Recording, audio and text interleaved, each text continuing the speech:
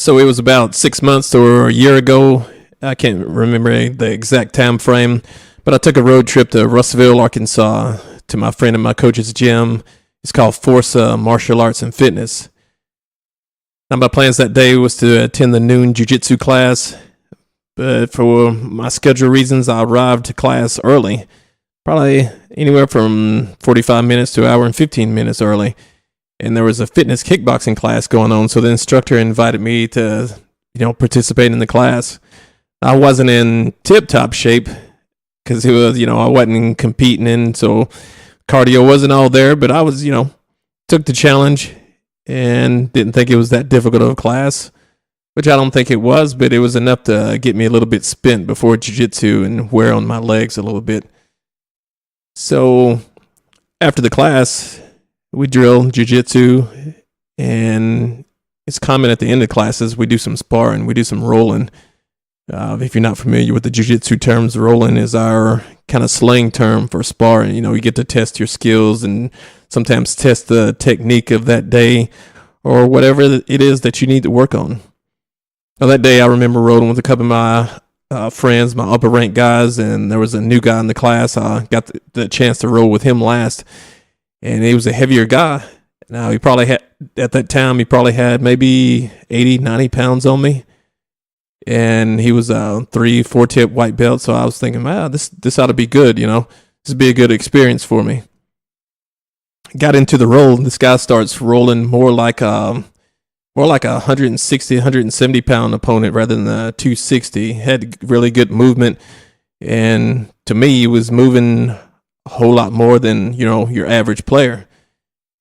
And it got me to thinking, what are my choices now? I'm probably not going to be able to match his strength in some places. So I was going to have to make some delicate choices how I played this out. Am I going to lay here? What am I going to give up to get to a better position? Or what am I going to have to do to survive? How much sacrifice would I have to put into this role? Because jiu-jitsu to me is more about the defensive side rather than the attacking side. And it's also a big mental game. If you've done it, you understand what I'm talking about. So to me, I'm going inside my mind and I'm trying to get to places, to survive. Had really good attacks. And like I said, I wasn't going to match the strength, but can I match the mentality? Can I beat them in certain places? Can I put myself in a bad spot and put myself in a better position? Which that was my intent. And it was, like I said, it's a good experience for me. Probably, a better experience for him, but I had a lot of fun. Needless to say, I'm not one to go into the gym and look at people just because they're under ranks and think, this guy can't take me. He doesn't know nothing. I don't disrespect people like that. I'm always a student of the game. I'm always learning from lower ranks, from higher ranks, anywhere that I can to add to my game. So when you're in the gym, it's, it's the fun experience. It's the mentality. It's the brotherhood. Competition, now that's different. Competition is the competitive side. So, if it was a competition, my total thought process would have been different. But that kind of got me thinking about the choices, that you make in your life. What kind of choices do you make? Where do your choices take you? And are your choices really what dictates your consequences? Maybe they do, maybe they don't. But I mentioned this on my Snapchat story in brief about choices. And today I'm going to get into a little in depth about choices and how we go about making those choices or how we don't go about making those choices. So I'm going to cue some music here and we're going to get into those choices today on Mega Talks.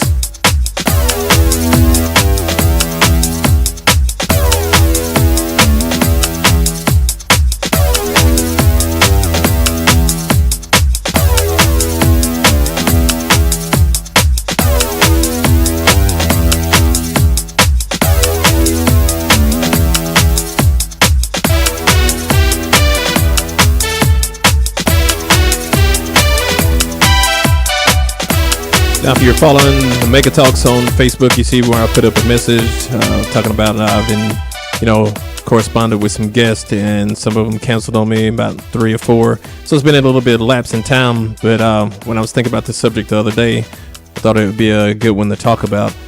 I'm not one to always do just a solo show, but on occasion, that's what I'll be doing. I still have another review show that I did, and I still hadn't uploaded it yet. Don't ask me why, but maybe that's one of the choices that I made. All right, so we're going to get into it, the choices. Oh, also, if you listen to this episode, which I know some of you dedicated listeners here, if you listen to the episode and you have any comments, I'm open to the comments. Leave it up on the Facebook page, on the Instagram page. Let me know what you think of the show. Also, the YouTube followers, if you got some comments, leave them there in the comments, because I want to hear some feedback, because we can all learn from each other.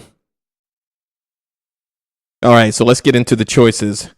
It's oftentimes we look at choices as good or bad. I have a good choice here, I have a bad choice over there. Sometimes we have a multitude of choices, whether it be 3, 4, or many more. And you still look at it, the choice as in a good choice or a bad choice. And obviously you want to make the good choice.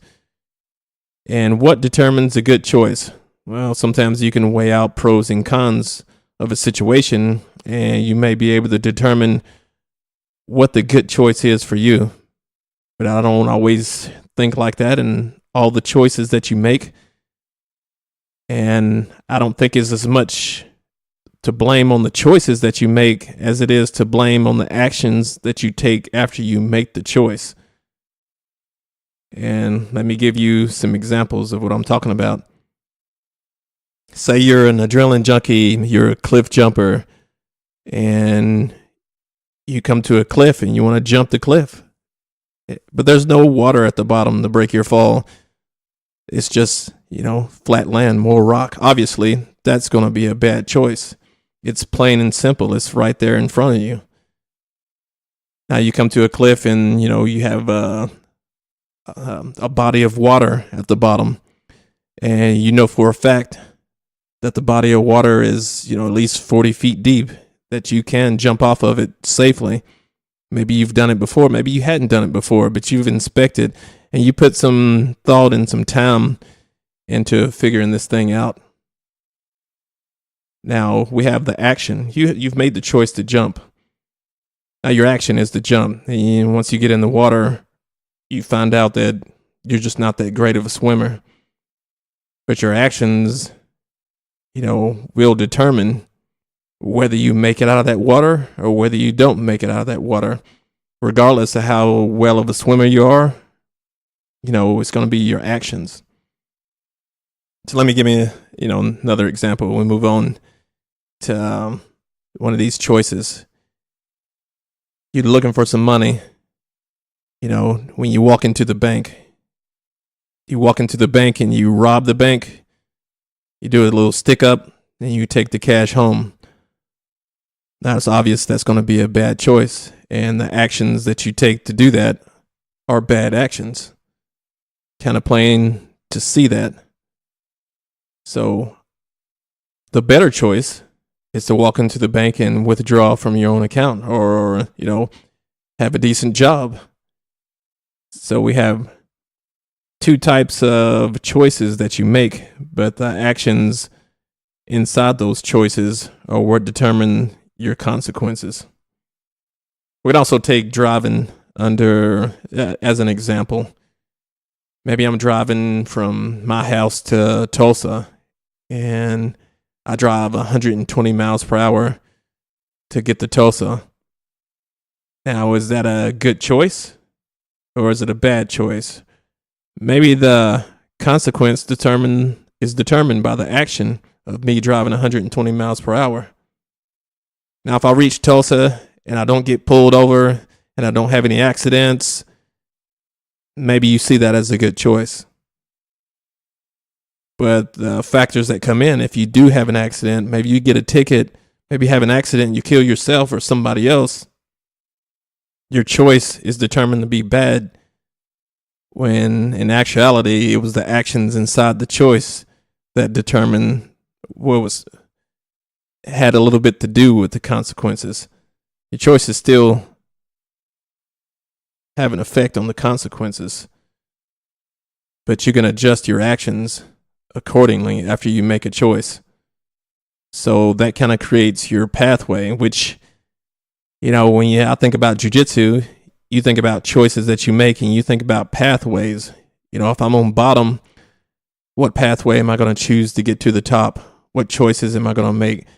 I may have made a predetermined choice how I was going to do it before, but I may have to deviate. I may have to change my actions to get the result that I want.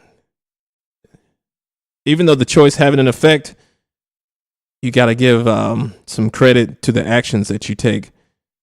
So when I'm going out and I'm making choices about different things, I'm not just blaming my specific choice on choosing A, B, or C, or whatever other choices that I make. Sometimes the choices you make can yield good results. The second choice can yield good results. Even the third choice can yield good results.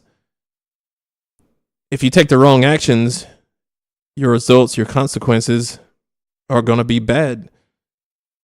But at the time, it seemed like a good choice. So not only pay attention to your choices, pay attention to the actions after you make your choice. Those actions have to take some credibility. Now you look at, I see A over there, and I'm like, man, I really want A. That's my favorite, and I really hold that high up on a pedestal, and that's my ultimate choice right there. You see B, and it's kind of so. It's not exactly what I want, but it'll do. And C is, it's just kind of falling behind, doesn't have everything that I want. And maybe I even have a choice for D, but D is just, it just totally sucks. And I don't even take a second look at D. So after you make your choice and you go with A because it's your favorite, and maybe it's 2-3 years down the road, maybe it's 2 or 3 seconds, who knows what time frame it is, and it turns out you made the wrong choice because you yielded a bad consequence or a negative consequence, when in reality maybe I could have chose B, and maybe that was the better choice. Maybe C, maybe even D that I thought sucked was the better choice. And these choices begin to create doubt. And doubt is something that you don't want to let in because it will cripple you. Taking responsibility for the actions after your choice. Even if I chose C, even if I chose D and your heart's not really in it, you need to put 100% in it, 100% to your actions to yield a good result. Maybe you endure and you persevere through that choice, and you create your consequences by your actions. Now you can go with the pros and the cons. You can write those things down and you can weigh out the better choice. But if your actions don't back up those pros that you wrote down, you may have just made the bad decision. So think about the actions again. I say we also have, the quicker decisions. I spent my time in my professional career, in law enforcement and firefighting, emergency personnel. A lot of times you have to make the quick decision. Are you ready to make quick decisions? Can you do that? Those decisions are going to yield different results. Maybe the circumstances are in your favor and you choose A or B and you get a positive result. The choice wasn't that hard. Sometimes you're left with just bad choices in split-second decisions. You got to catch 22. Sometimes there's not an easy way out, but your endurance is what's going to carry you through that decision-making and those actions that you carry out. And a little bit of faith thrown in there bring you out on the other side. A term I use in my jiu-jitsu class often is, sometimes I got to go deep through the forest to come out on the other side. You know, you gotta walk through the mud and try and come out clean on some of the situations that you get put in. And it's not any fun when you're in the middle of something and everybody looks at you and you're looking like the dirty one because you made the bad choice. But how can you turn that around and turn that around into a success as opposed to a failure, or what you would brand as a failure, or what anybody else may call a failure?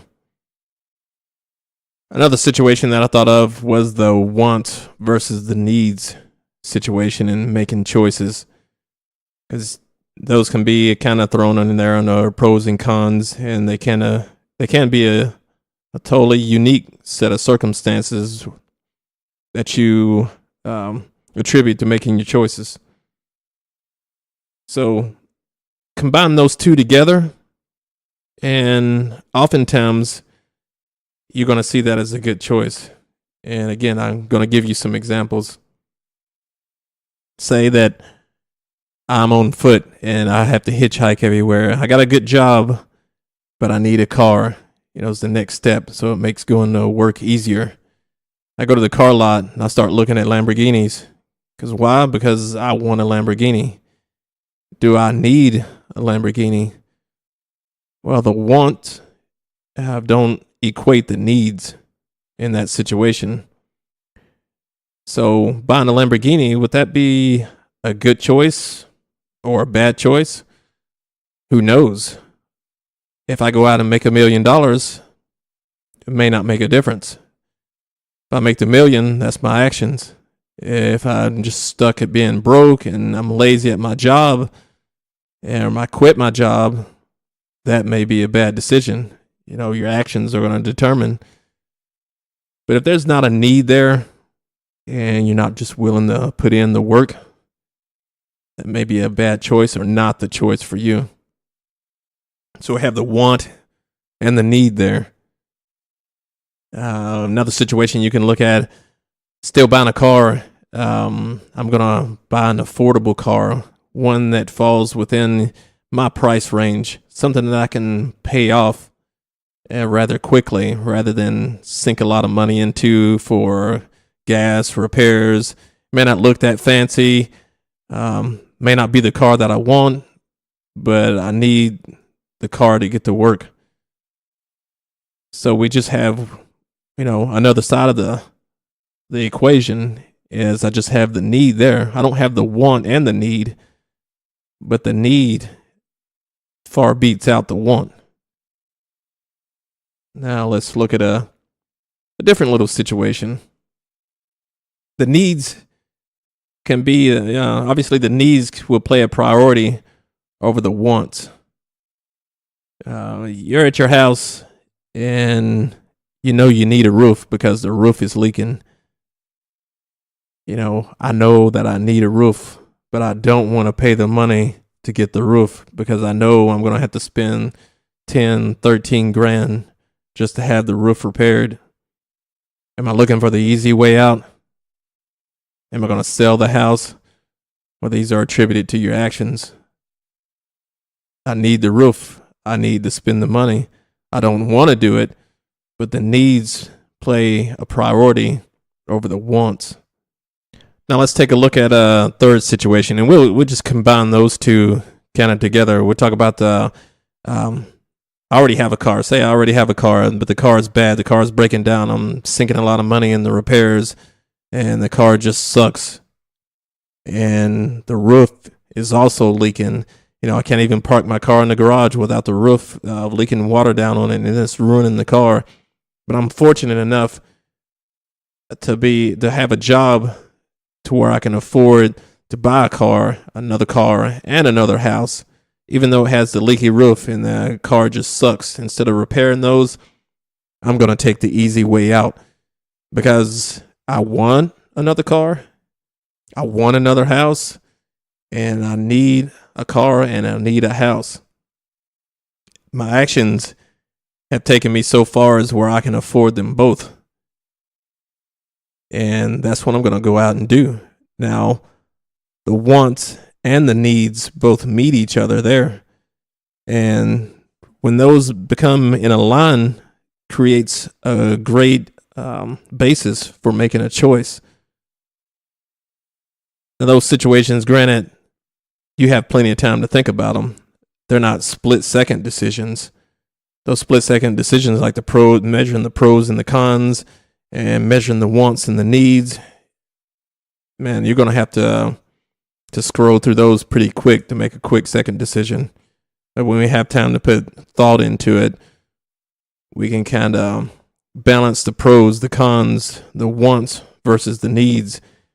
Hopefully the wants and the needs meet each other and to bring us that happiness. The needs always don't equal happiness, but they will provide a security. But still, go back to actions. If your actions don't follow up and you complete those things, maybe your needs will still put you in a bad situation, which you'll think is just another bad choice. But some of those situations just got me thinking about those. Take it for a grain of salt, or give it some thought yourself. Next time you make a choice, think about these things. It's not always just about the choice. It's the action that you take after you make the choice.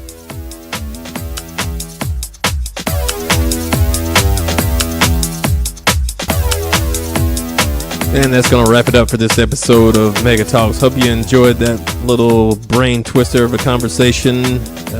Stay tuned for more episodes. I got some guests lined up, and I got some that I'm still working on. Maybe it's not that big of a secret, but maybe it is. But we'll see how that plays out. And thank you guys for listening. Make sure you subscribe to the podcast. If you're listening on iTunes, give me a shout, give me a rating. Let me know what you think about the podcast on any of the platforms that you're listening. I like reading the comments and seeing the feedback that I get. You've been listening to Mega Talks. I'm Christopher Thompson, and I'll catch you guys on the next episode.